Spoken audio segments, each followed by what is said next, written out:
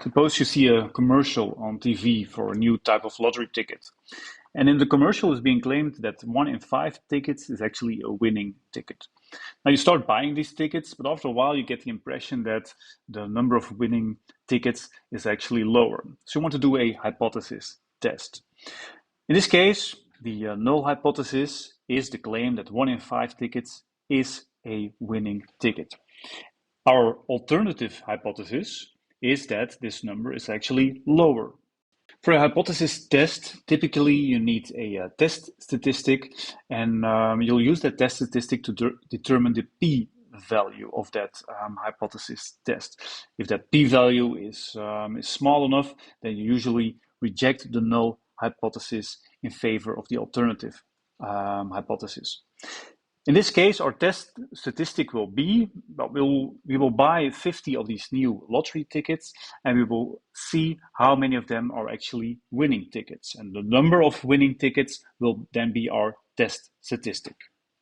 Okay, so we buy 50 of these tickets and check how many of them are winning tickets. Well, let's assume that only 4 of them are actually winning tickets. What we're now going to do is try to compute under the null hypothesis what the probability is that we actually find 4 winning tickets in a group of 50. So let's assume that the number of winning tickets in this group of 50 is actually 4. And well, let's determine the probability of this happening under the null hypothesis. And this probability is typically called the p-value. So assume that t is 4 and find the p-value. We're going to assume that the null hypothesis is actually true.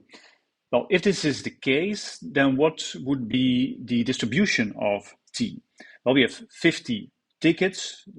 Under the null hypothesis, and the probability that one of them is a winning ticket is 1 in 5. So t actually has a binomial distribution. So t has a binomial distribution with n is 50 because we have 50 tickets and a success rate of 1 over 5. So that's assuming that the null hypothesis is actually true.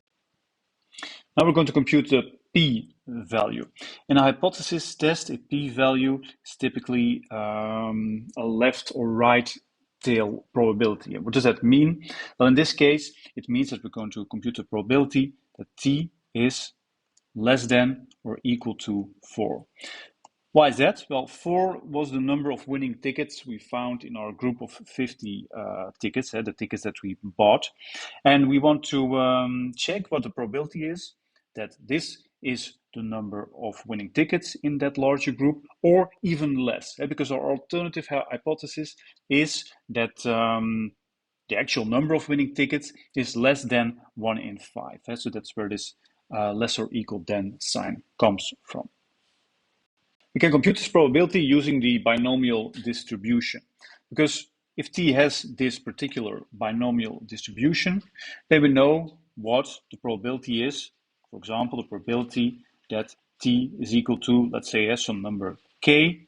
Typically, if n is 50 and our success rate is 1 over 5, then this probability is 50 over k, this binomial number, 1 over 5 to the power k, 4 over 5 to the power 50 minus k.